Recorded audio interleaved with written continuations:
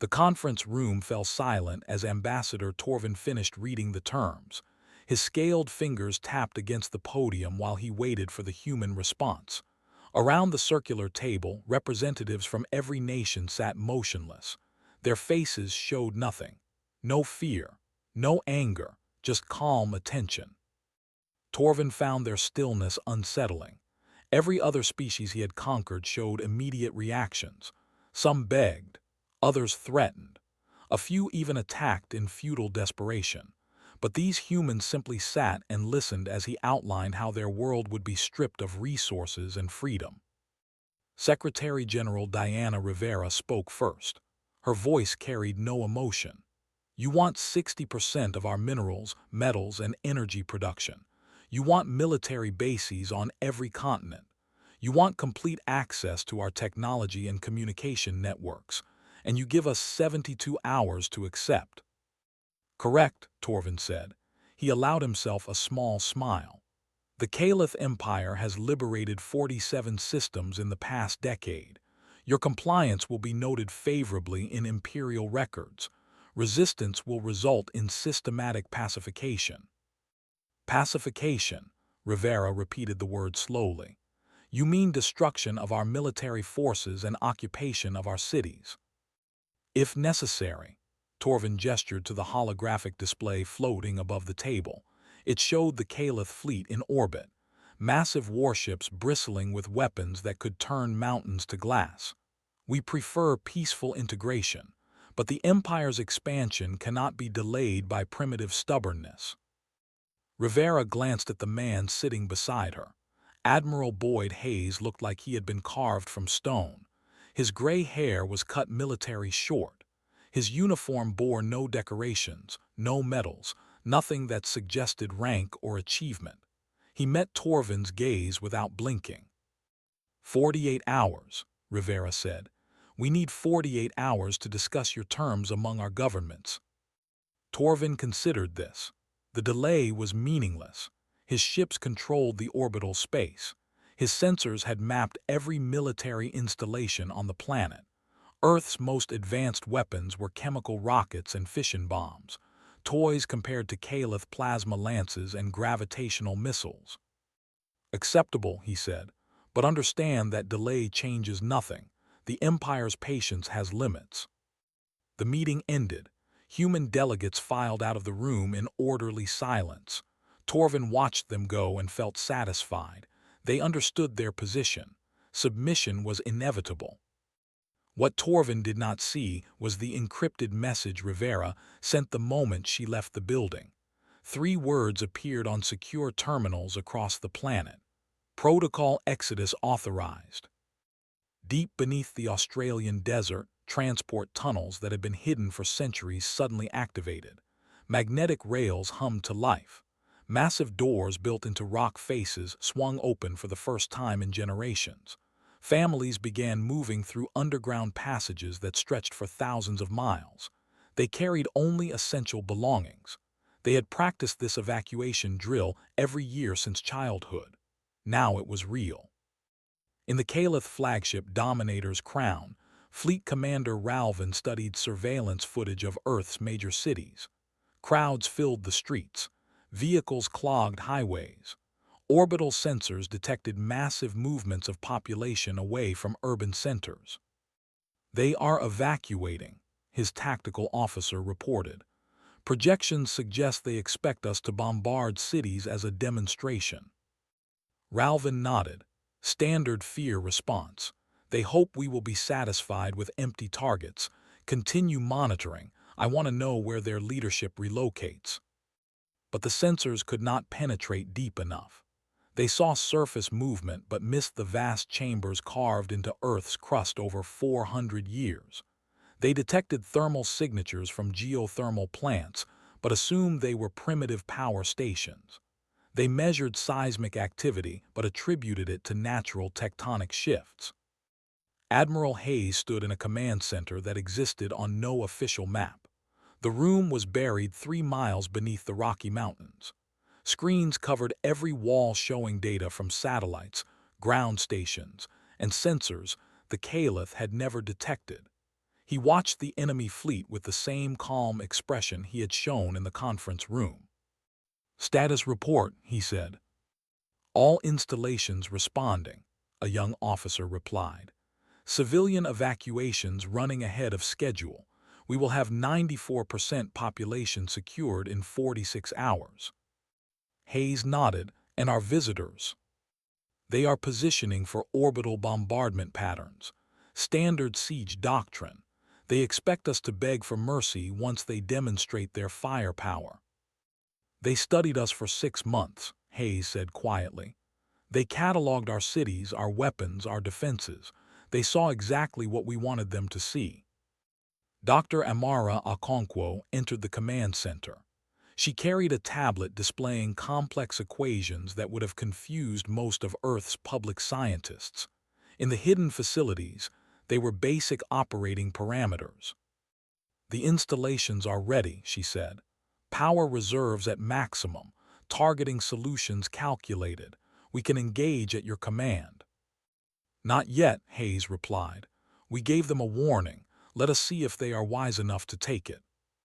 23 hours after the initial meeting, Rivera sent another message to the Caliph fleet. It was brief and clear. "You have 24 hours to withdraw beyond our solar system. This is your only warning. There will be no second chance." On the bridge of Dominator's Crown, Ralvin read the message aloud to his officers. Laughter echoed through the command deck. Junior officers made jokes about human arrogance. Senior commanders discussed how many ships would be needed to pacify the planet. "Respond," Ralvin ordered. "Tell them their warning is rejected. Compliance deadline stands. If they do not submit, we will demonstrate what imperial displeasure means." His communication officer sent the reply. Then they waited. The deadline clock counted down. Hours became minutes. Earth's surface showed no change. The evacuations continued. Cities emptied, but no military formations assembled. No weapons activated. Nothing that suggested preparation for battle. "They have given up," Torvin said. He had remained aboard the flagship to observe the annexation. "They recognize the futility of resistance." Ralvin was less certain. Something felt wrong. The humans were too calm, too organized. Species that accepted defeat showed desperation in their final hours. These humans moved with purpose and precision. "Maintain full alert status," he ordered. "Something about this situation does not match our projections." His intuition was correct. In the final hour before deadline, seismic sensors across the Caliph fleet began registering anomalies. 12 locations on Earth's surface showed identical signatures, artificial patterns, controlled geological events. "Commander," the sensor officer's voice held confusion. "We are detecting massive energy buildups. The signatures do not match any known human technology." Ralvin leaned forward in his command chair. "Source: multiple locations: Antarctica, Pacific Ocean, Sahara Desert, Siberia, Amazon Basin, 7 more sites, all activating simultaneously." "Show me." The main display shifted to show thermal imaging of Earth's surface. 12 points glowed with increasing brightness. The heat signatures climbed beyond anything human industry should produce. Then the ground began to move. Mount Erebus in Antarctica split open, but no lava emerged. Instead, steel and composite materials rose from the volcanic core. A structure the size of a city climbed toward the sky. Its surface bristled with equipment that Caliph sensors could not identify. In the Marianas Trench, the ocean floor rose. Water cascaded off a massive installation as it breached the surface. Geometric patterns covered its hull. Energy readings spiked beyond measurement scales.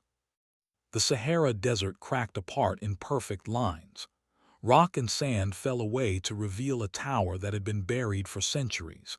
Its peak already reached into the upper atmosphere.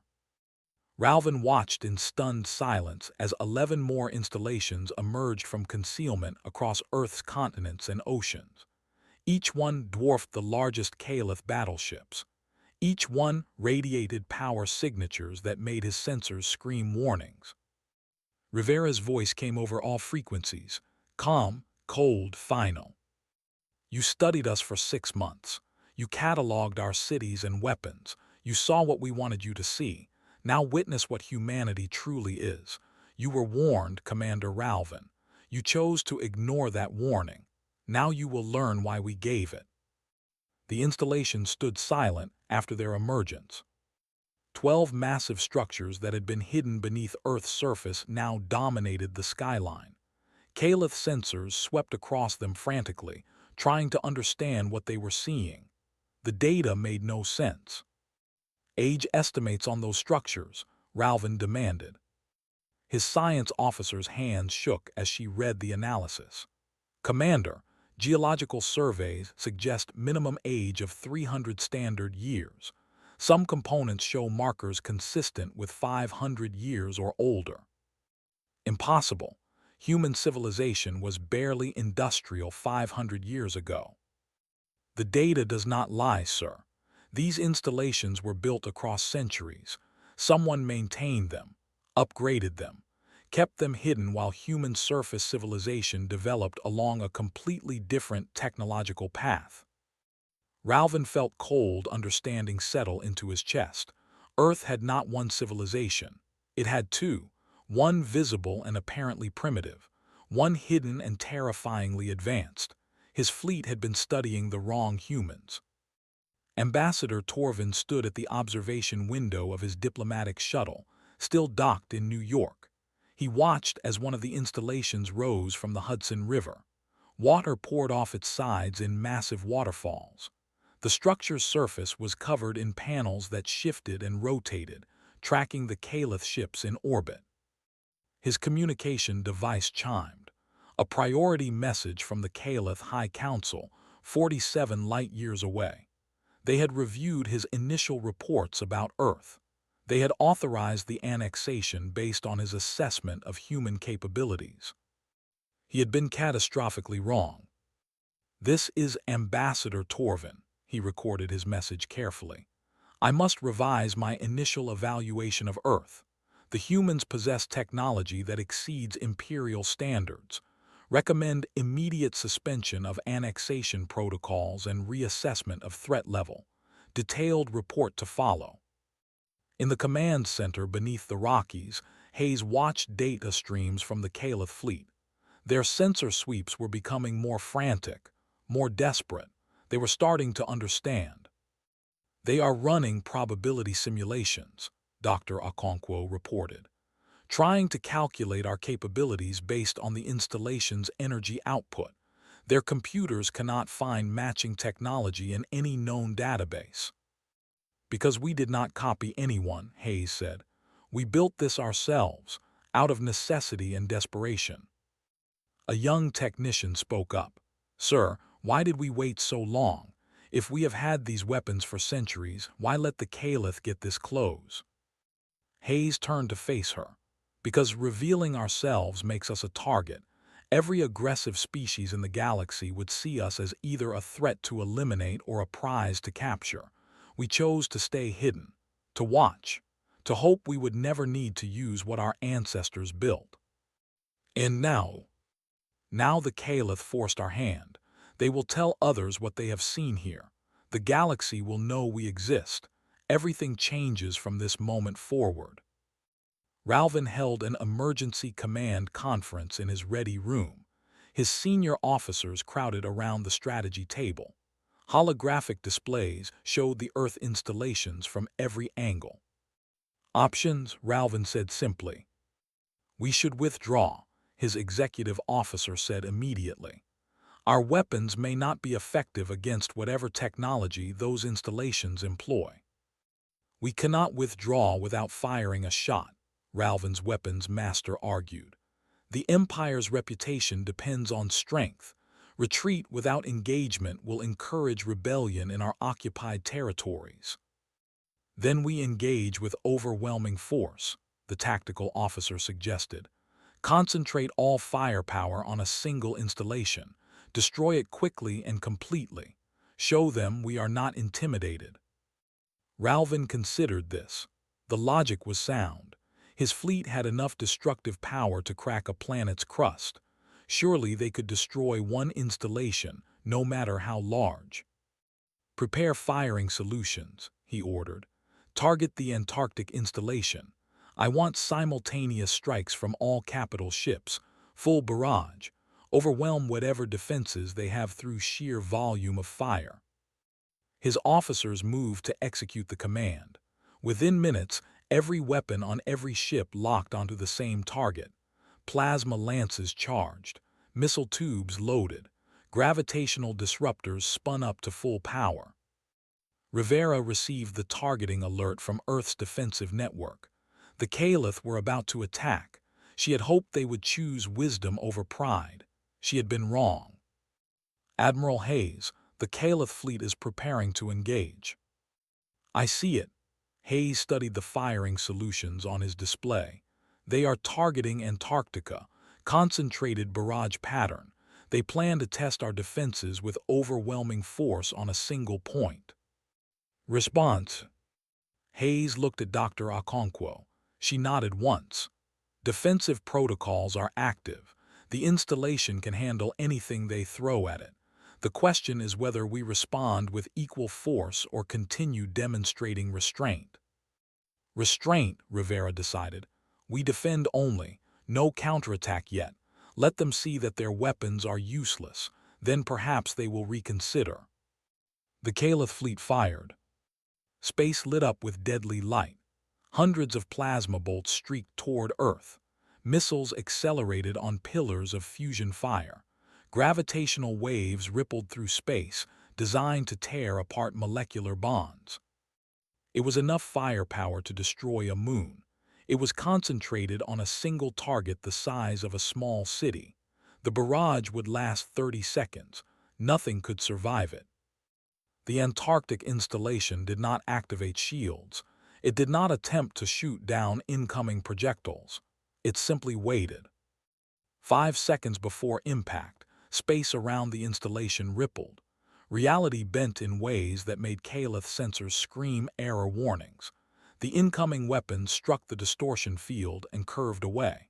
Plasma bolts scattered into harmless radiation. Missiles redirected into empty space. Gravitational waves dissipated against mathematical impossibilities. Not a single shot reached the installation. Not one weapon found its target. Report, Ralvin's voice was barely a whisper. Sir, they are manipulating local spacetime, creating gravitational lenses that redirect our weapons. The physics should not be possible. Can we adjust our firing solutions to compensate? No, sir. The fields are adapting in real time. They predict where we will aim and adjust before we fire. Ralvin stared at the tactical display. His fleet had just committed 40% of its offensive capability. Earth had neutralized it without apparent effort, without firing back. They could have destroyed his ships. They chose not to. The message was clear. Earth was showing mercy, warning them again. Rivera's voice came over all Caliph frequencies. Commander Ralvin, you have seen our defensive capabilities. That was our restraint, our choice to protect rather than destroy. Do not mistake our mercy for weakness. Withdraw your fleet now. You have 10 hours remaining. Ralvin looked at his officers, saw the fear in their eyes. They were warriors who had never faced a superior enemy. They did not know how to process this situation. The Empire does not retreat, he said, but his voice lacked conviction. Hayes watched the Caliph fleet regroup. They were running new calculations, new battle plans they had not learned yet. They would need another demonstration. Prepare Installation 7, he ordered. If they attack again, we show them what happens when we stop being defensive. Dr. Okonkwo's fingers danced across her console. Installation 7 acknowledging. Sahara Site standing by. Sir, are you certain that installation's capabilities are significantly more aggressive? They need to understand, Hayes said quietly. We are not bluffing. We are not lucky. We are prepared. and if they continue to threaten our world, we will do what is necessary to protect it. The countdown clock continued its inexorable march. 10 hours until the deadline. 10 hours for the Caliph to choose between wisdom and destruction. Ralvin refused to accept defeat. His career had been built on conquest. 47 systems had fallen to his strategic brilliance. He would not let a single primitive world tarnish that record. "We adjust tactics," he announced to his command staff. "The gravitational lenses redirect our weapons. Fine. We saturate them. Fire everything at once from multiple angles. Their systems cannot adapt to thousands of simultaneous attacks." His weapons master looked uncertain. "Sir, our previous barrage represented 40% of fleet capacity. A full commitment would leave us vulnerable if the attack fails." "It will not fail. No defensive system can process that much data fast enough. Physics has limits even for them." What Ralvin did not understand was that Earth's installations did not process attacks individually. They worked as a networked system. 12 installations sharing computational resources across quantum-entangled processors. The entire defense grid functioned as a single distributed consciousness. Dr. Okonkwo saw the Caliph fleet repositioning, ships spreading out to create overlapping firing vectors. She recognized the strategy immediately. They are preparing a saturation attack. Every ship, every weapon, all at once. Hayes studied the tactical projection. "Can we handle it?" "The defensive fields. Yes. But Commander, they are committing their entire fleet. If we simply defend again, they may interpret it as reaching our limits. They might convince themselves that one more attack will break through." "You are suggesting we respond offensively." "I am suggesting we show them the difference between our defensive and offensive capabilities. Make it unmistakably clear that we have been holding back." Rivera joined the conversation via secure channel. "Admiral, Dr. Okonkwo is correct. We have demonstrated our shields. If we want to avoid prolonged conflict, we need to show them our sword." Hayes was quiet for a long moment. Then he nodded. "Single ship, non-lethal disable. We show capability without mass casualties." "Agreed," Rivera said. "Choose your target carefully." The Caliph fleet completed its repositioning. Ralvin surveyed his formation with satisfaction. Ships arranged in a perfect sphere around Earth. Every weapon pointed inward. No matter how sophisticated Earth's defenses, they could not deflect attacks coming from every direction simultaneously. "All ships report ready status," his tactical officer announced. "Fire at will." Space erupted with violence. Every Caliph warship unleashed its full arsenal. Plasma, missiles, kinetic projectiles, gravitational weapons, things Earth's public scientists had never imagined. Thousands of attacks converging on the Antarctic installation from every possible angle. It was the most concentrated barrage the Caliph fleet had ever produced, enough destruction to sterilize a continent, all focused on one target. Earth's defensive network activated in full. All 12 installations worked in concert. Gravitational lenses formed not around a single target but in a complete sphere encompassing the planet. The incoming attacks hit the barrier and scattered like rain on a window. But this time, Earth did more than defend. Installation 7 in the Sahara Desert activated offensively for the first time in 400 years. Its primary weapon was not a gun or missile launcher. It was a dimensional phase disruptor, a weapon that existed in theoretical physics papers but had never been successfully built by any known civilization. Earth had built it 3 centuries ago. A pulse of exotic energy reached out from the Sahara installation. It was not visible to normal sensors. It existed partially outside conventional spacetime. It passed through the Caliph defensive shields as if they were not there. Shields could not block something that was not entirely in the same dimension. The pulse touched a Caliph destroyer on the fleet's outer perimeter. Every electronic system on the ship died instantly. Power generation, propulsion, life support, communications, weapons, everything. The lights went dark. Gravity failed. The crew floated in sudden weightlessness and complete darkness. But they were alive. The ship's hull was intact. The crew was unharmed. Earth had disabled the ship without killing anyone aboard. Ralvin watched his tactical display as one of his destroyers simply stopped. No explosion, no debris, just sudden, complete system failure. What happened? What weapon was that? His science officer's voice shook. Unknown, sir. Sensors detected a phase variance in subspace immediately before the destroyer went dark. Whatever hit them exists partially outside normal space. Our shields never registered the attack because there was nothing to detect in conventional dimensions. Can we get the ship back online? Negative. Every system is dead. The crew has approximately 6 hours of oxygen in emergency reserves. A message came through on narrowband transmission. It was Rivera. Commander Ralvin, we disabled that ship to make a point. We could have destroyed it. We could have killed everyone aboard. We chose not to. Your crew has 6 hours of air. You have time to evacuate them. We will not interfere with rescue operations. The implication struck Ralvin like a physical blow. Earth had weapons that could bypass Calith's shields, weapons that could disable ships without destroying them, which meant they had complete control over whether his people lived or died. They are showing mercy, Ambassador Torvin said. He had been monitoring from his shuttle. They have overwhelming technological superiority, and they are deliberately choosing to minimize casualties. Commander, this is not typical conquest behavior. They are not trying to dominate us. They are trying to make us leave. Ralvin wanted to argue, wanted to find a tactical solution, but the mathematics were clear. Earth had better shields, better weapons, better sensors. His fleet could not win this engagement. Hayes watched the Calith fleet's reaction.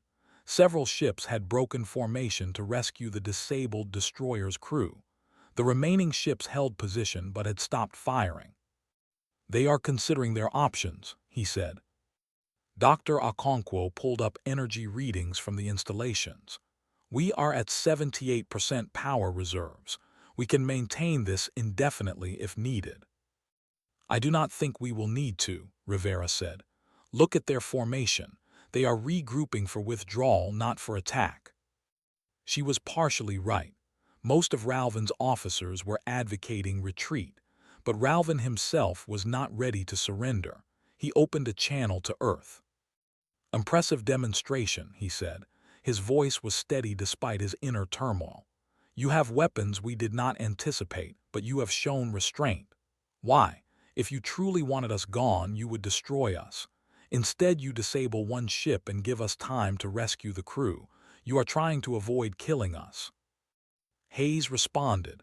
We are trying to avoid war, Commander. We did not ask for this confrontation. You came to our world, you made demands, you threatened us. We defended ourselves, nothing more. Your weapons suggest you could have done more than defend. Of course we could have. We could turn your entire fleet into debris. But then what? More Calith ships would come seeking revenge. Other species would hear about Earth's weapons and either fear us or covet our technology. We would be forced into galactic politics we have successfully avoided for centuries. Then why reveal yourselves at all? Because you gave us no choice, Rivera cut in. We built these defenses 400 years ago after another species nearly exterminated us. We swore then that we would never be helpless again. But we also swore we would not become conquerors ourselves. We hide because we choose peace. We fight only when forced. You forced us, Commander Ralvin. Ralvin closed his eyes. He thought about his career, his reputation, the Empire's expectations. Then he thought about his crew, the families waiting for them in Calith space, the soldiers who trusted his leadership. If I withdraw, will you guarantee the safety of my fleet during our exit? Yes, Hayes said immediately. Leave our solar system peacefully and we will not fire another shot. You have our word. The word of a species that hides its true nature. The word of a species that just demonstrated we could annihilate you but chose mercy instead. That should tell you something about our character, Commander. Ralvin made his decision.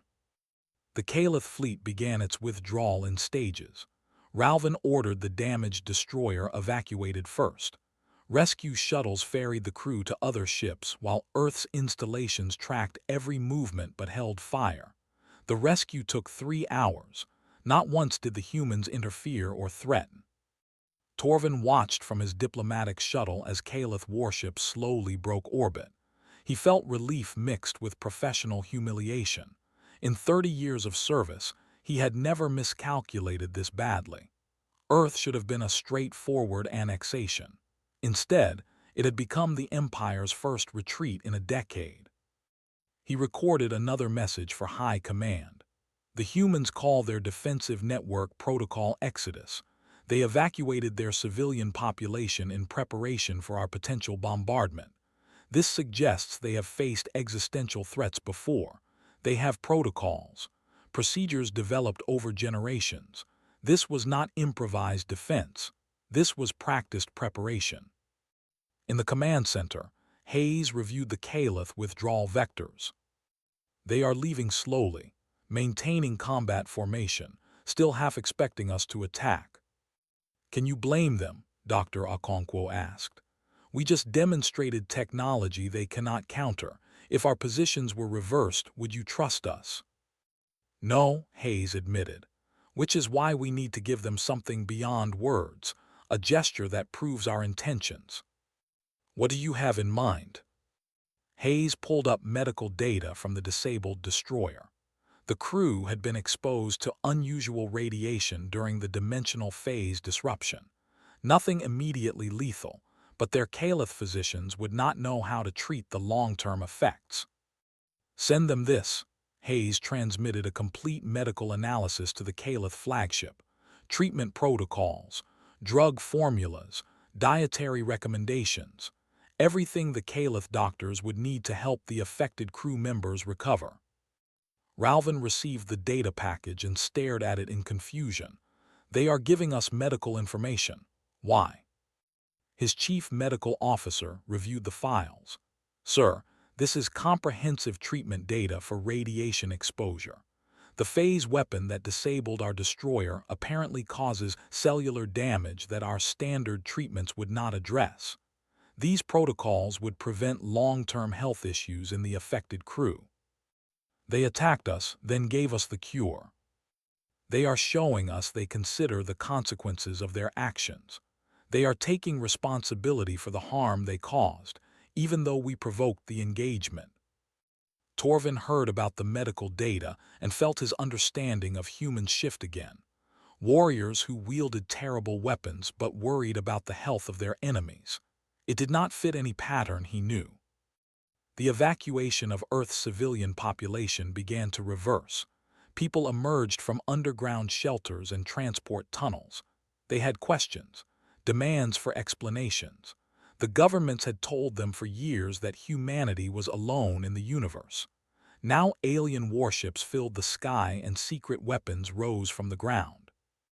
Rivera addressed the global population via emergency broadcast. She stood in the actual UN Assembly Hall, not hiding in a bunker. The message was deliberate. The crisis was ending. Citizens of Earth, I know you have questions. I know you feel betrayed by the secrets we kept. 400 years ago, our ancestors faced an extinction event. An alien species called the Vren attacked without warning. We barely survived. Billions died before we drove them away. She paused, letting that sink in. The survivors made a choice. They would build defenses so powerful that no species could ever threaten us again. But they would hide those defenses, keep them secret, because openly displaying such weapons would make us a target for every aggressive civilization in the galaxy. We would live in constant war.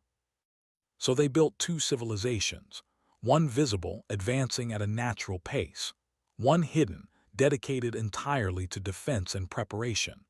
Generation after generation maintained this secret, lived double lives, worked in classified facilities they could never discuss with their own families, all to ensure that if another threat emerged, humanity would be ready.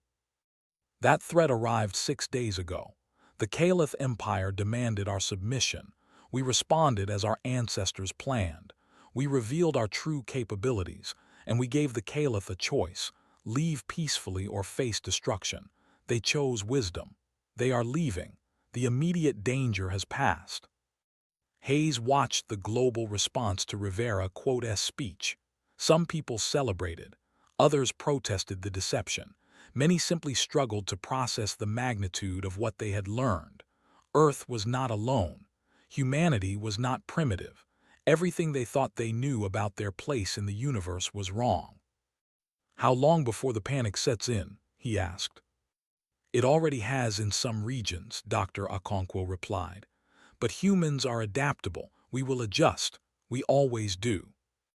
Ralph&'s fleet crossed the orbit of Mars. They were officially out of Earth's immediate defensive range, though he suspected the installations could reach this far if needed. He had maintained communication silence during the withdrawal. Now he sent one final message to Earth. "Secretary General Rivera, you asked why we hid our true nature. I offer a question in return. You possess weapons that could dominate the galaxy, technology that makes the Caliph Empire look primitive. Why hide?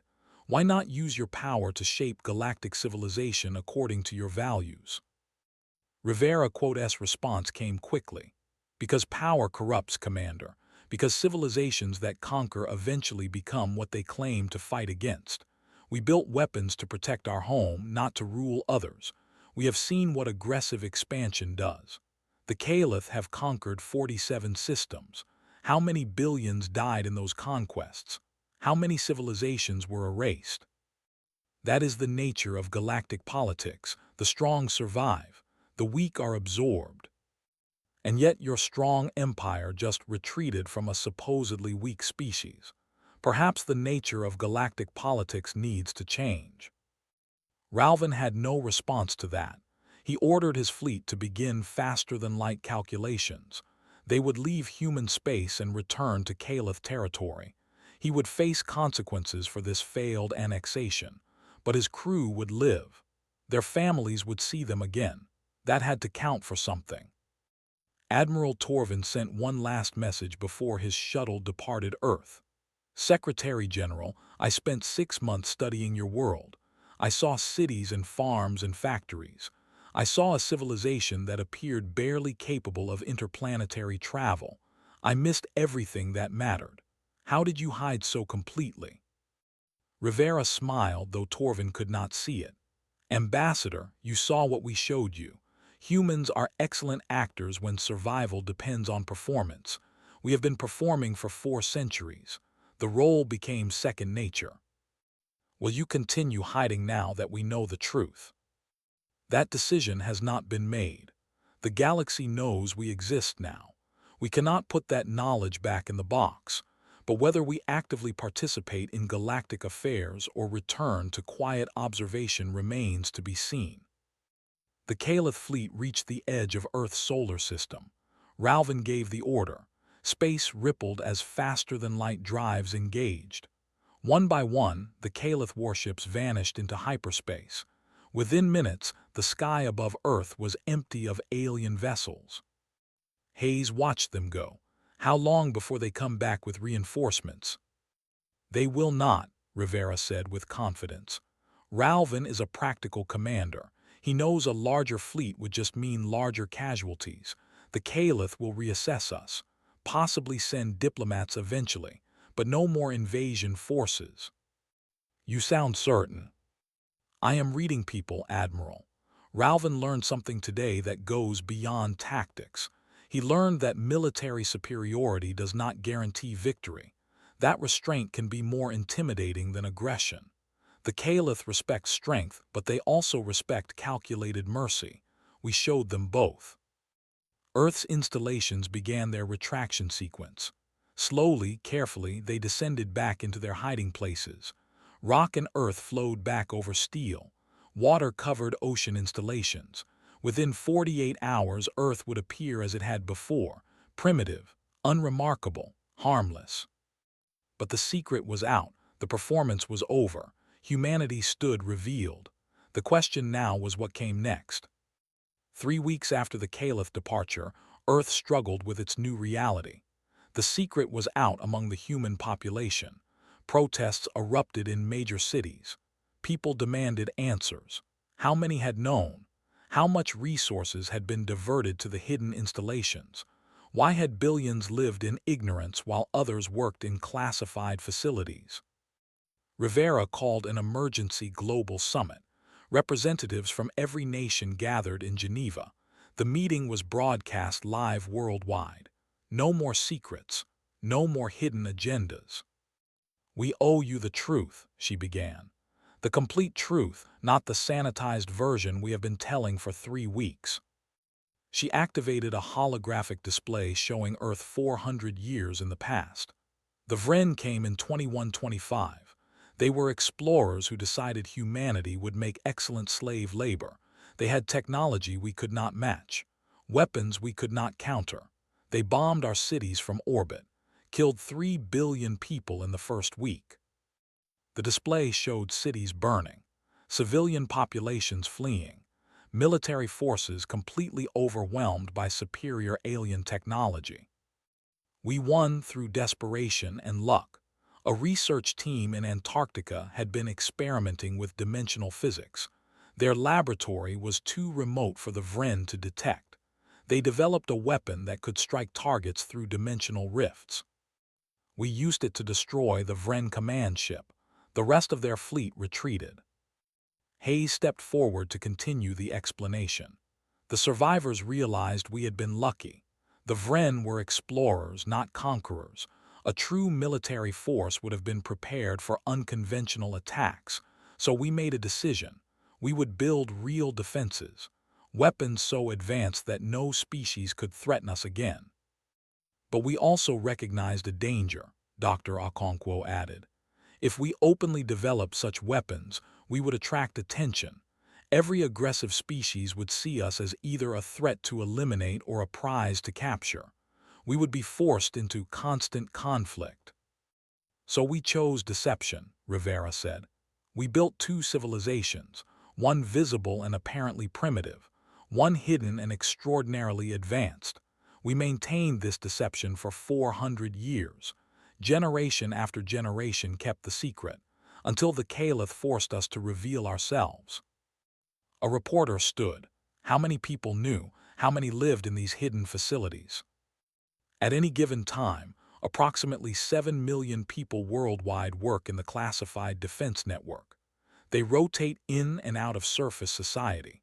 Many live double lives. Surface jobs that appear normal while spending nights and weekends maintaining the installations. Another reporter, the cost must have been enormous. How did you hide that spending? Creative accounting across centuries. Small percentages from every budget. Resources listed as waste or loss. Mining operations that officially produced less than they actually did. The hidden civilization operates at a fraction of surface society's consumption. They prioritize efficiency over comfort. Hayes pulled up images of underground cities, clean, functional, but sparse. People who work in the defense network do not do it for luxury. They do it because they believe in protecting humanity. Many families have served for generations. It is a calling, not a career. The questions continued for hours. Rivera, Hayes, and Dr. Okonkwo answered everything honestly. The deception was over. Humanity needed to move forward with full knowledge. Far from Earth, in Caliph space, Ralvin faced his own reckoning. He stood before the Imperial Council in their orbital palace above the Caliph homeworld. 5 high counselors sat in judgment. His career hung in the balance. You withdrew without authorization, Counselor Vren stated. You surrendered territory before it was claimed. You retreated from a species we classified as primitive. With respect, Counselor, the classification was wrong. Earth is not primitive. Our intelligence failed to detect their true capabilities. Because they deceived us. Yes, brilliantly. For 4 centuries they maintained a deception that fooled every species that observed them. That level of coordination and discipline is itself impressive. Counselor Cress, the eldest of the 5, leaned forward. Tell us about their weapons. Our scientists have reviewed your sensor logs. They claim the data must be corrupted. No species should possess such technology. Ralvin displayed the records from Earth's demonstration. The gravitational lenses that redirected weapons. The dimensional phase disruptor that disabled his destroyer. The perfect coordination between installations separated by thousands of miles. Their technology is not incremental advancement beyond ours. It is fundamentally different. They manipulate dimensions we barely understand theoretically. Their defensive network operates as a distributed consciousness. And counselors, they built all of this while maintaining a completely separate surface civilization. The resource management alone is astonishing. Yet they showed restraint, Counselor Marn observed. They could have destroyed your fleet. Why did they not? They claim they are not conquerors, that they built weapons for defense only. Their actions support this claim.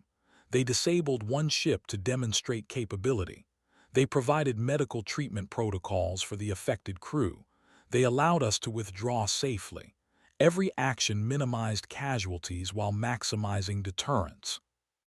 Counselor Vren scoffed, or they were too weak to press their advantage.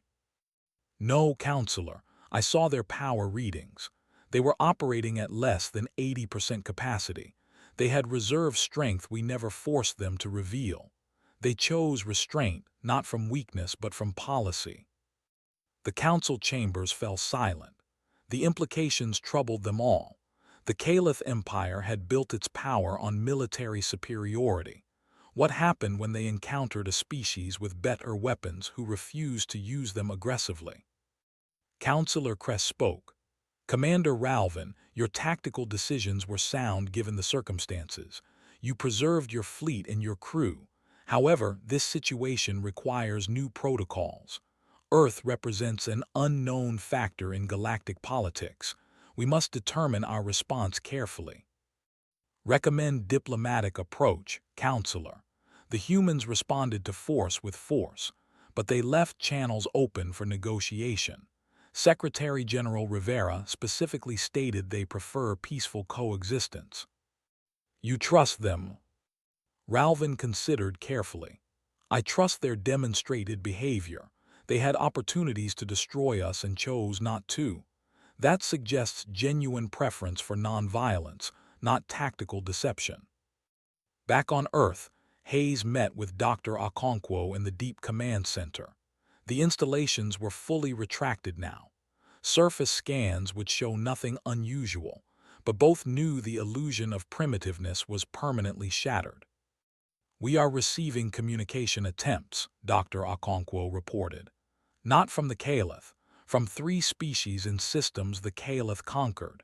They want to know if the rumors are true, if Earth really defeated a Caliph fleet. How did they hear about it? The Caliph are not monolithic. Some of their subject species have intelligence networks. Word spreads quickly among the oppressed when their oppressors suffer a setback. Hayes studied the message headers, encrypted transmissions from desperate species hopping for hope. What are they asking for? Help, alliance, technology. They see us as potential liberators. We are not liberators, we are defenders. They do not understand the distinction.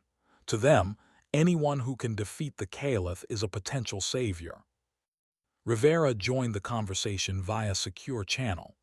Admiral, Dr. Okonkwo, we need to address this carefully. If we respond to these messages, we commit to galactic politics. If we ignore them, we abandon species that suffer under Caliph rule. What does the Global Council recommend? Hayes asked. The Council is divided. Some want complete isolation. Others argue we have a moral obligation to help those who suffer as we once did. Dr. Okonkwo pulled up star charts showing Caliph-controlled space.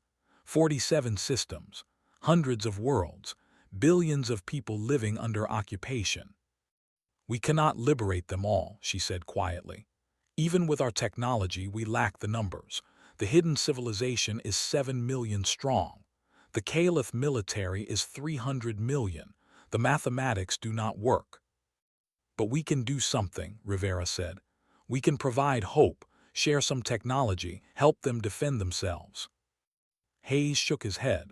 That is how arms races start. We give weapons to the Caliph's enemies. The Caliph escalate in response. Soon the entire region is engulfed in war we triggered. So we do nothing. I did not say that. I said we think carefully before acting. We built these defenses over 400 years. We can take a few months to develop a proper strategy for galactic engagement. The meeting ended without resolution. Earth had revealed itself to the galaxy. Now it had to decide what kind of galactic citizen it would become. The installations remained hidden but ready, watching, waiting, protecting a world that was no longer quite so alone. 6 months passed.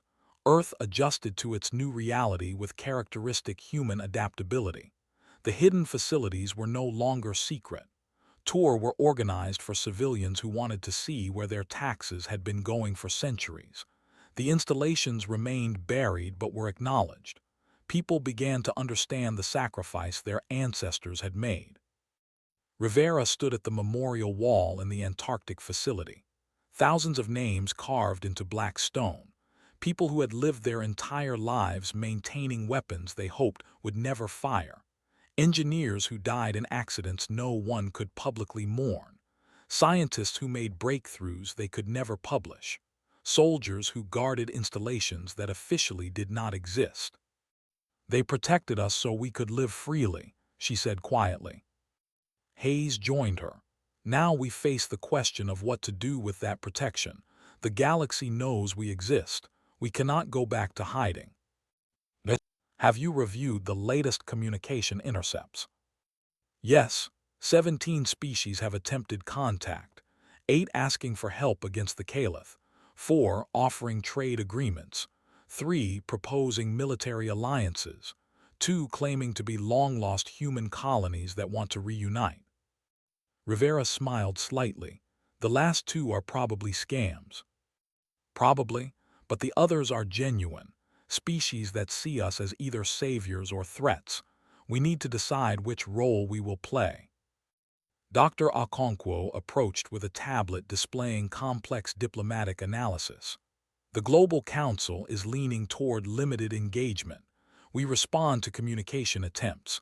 We establish basic diplomatic relations, but we do not intervene in conflicts unless directly threatened.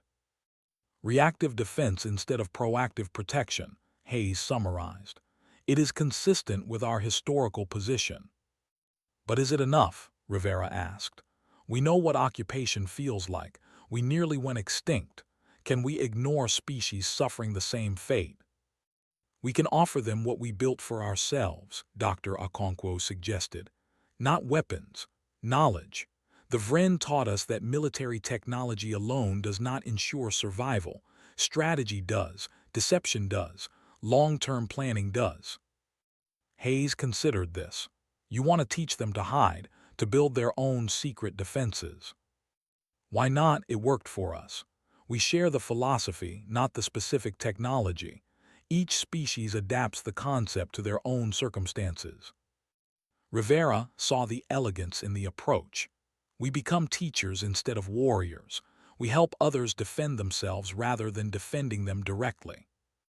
Exactly. It avoids arms races. It prevents dependence. And it spreads the principles that kept humanity safe. The strategy was presented to the Global Council. After weeks of debate, they approved a trial program. Earth would contact 3 species currently under Caliph occupation, offer them guidance, see what happened. The first species to respond was the Telari. They were aquatic beings whose ocean world had been conquered for its mineral-rich seafloor. The Caliph treated them as free labor for underwater mining. The Telari had tried resistance. Every uprising had been crushed. "We have no weapons that can reach orbit," their representative said via encrypted channel. "The Caliph controls space. We control only the deep oceans they cannot easily access." Dr. Okonkwo smiled. "Then you already have your advantage. The Caliph cannot effectively fight in deep water. You build your defenses there, not weapons to reach orbit, weapons to make your oceans deadly to invaders." "But how do we build such things without the Caliph noticing?" "The same way we did. You build slowly. You hide construction in legitimate activities. You develop technology that appears harmless but can be weaponized when needed. Most importantly, you appear to accept your occupation while secretly preparing for the day you can resist effectively." The Telari were skeptical but desperate. Earth provided them with basic engineering principles, ways to generate power from thermal vents, how to construct facilities that looked like natural formations, methods for encrypted communication the Caliph would not detect. No weapons, no advanced technology, just concepts and strategies. The second species was the Wrenth. They were avian beings whose homeworld had valuable atmospheric gases. The Caliph had built harvesting stations in their upper atmosphere. The Wrenth lived in floating cities that drifted on perpetual winds. "We cannot hide," their leader explained. "Our cities are visible from orbit. We have no underground, no deep ocean." Hayes took this consultation. "You hide in plain sight. You make your cities look more primitive than they are. You develop technology inside structures that appear decorative or religious. The Caliph conquerors are arrogant. They do not look closely at what they consider inferior cultures." "This would take generations." "Yes, it took us 400 years, but your descendants will live free because of what you start today." The third species was the Corvin. They were insected beings with a hive structure. The Caliph used them for agricultural labor. The Corvin had initially seemed perfect slaves because of their communal nature, but hive minds think differently. They could coordinate resistance in ways individual species could not. Rivera spoke with their collective consciousness. "Your hive structure is your strength. You can share knowledge instantaneously, build defenses that require perfect coordination, create technologies that only work when operated by linked minds. The Caliph will see any construction, then build things they do not recognize as weapons, agricultural equipment that can be repurposed, irrigation systems that can redirect floods, communication networks that can coordinate millions of individuals simultaneously. When the time comes, you transform your entire society into a defensive system." All three species committed to the program. Earth provided ongoing consultation but no direct assistance. The species had to build their own defenses, fight their own battles, earn their own freedom. Ralvin heard about Earth's activities. He had been reassigned to intelligence analysis rather than fleet command. His experience with Earth made him valuable for understanding human strategy. He reviewed reports of increased activity in Caliph-occupied territories. Nothing overtly military, just subtle changes. Mining operations becoming more efficient, agricultural yields increasing, communication networks expanding. To most observers, it looked like the occupied species were finally accepting their situation and improving productivity. Ralvin knew better. He had seen what hidden preparation looked like. He submitted a report to the High Council warning that Earth was teaching resistance strategies to occupied species. The response disappointed him. "Let them try," Counselor Vryn had said. "Any species that becomes a threat, we will crush as we have always done." But Ralvin understood what the Council did not. Earth was not creating military threats. It was creating philosophical challenges, teaching species that conquest could be resisted through patience and planning, that military superiority did not guarantee permanent control. The Caliph Empire was built on the assumption that conquered species stayed conquered. Earth was undermining that assumption without firing a shot. On Earth, Hayes reviewed progress reports from the three species. The Talari have completed their first deep ocean facility. The Wrenth have developed a disguised power generation system. The Corvin have established an encrypted hive-wide communication network. It will be decades before any of them can effectively resist, Dr. Okonkwo noted. But they have hope now, Rivera said. They know resistance is possible. They have a path forward. That changes everything. Hayes looked at Earth's defensive installations on the display, still hidden, still ready, still watching. We spent 400 years preparing to defend ourselves. Now we spend the next 400 teaching others to do the same.